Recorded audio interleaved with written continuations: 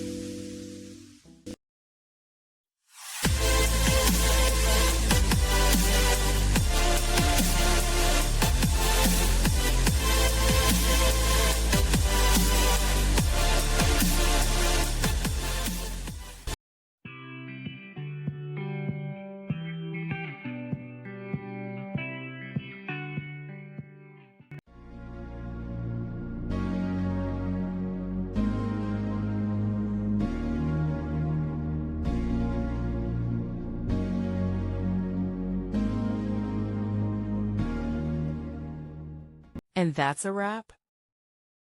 I hope you found the answer you were looking for. If you did, take a second to hit that subscribe button. It really helps out. And let me know in the comments which solution worked best for you. See you next time in the debug zone.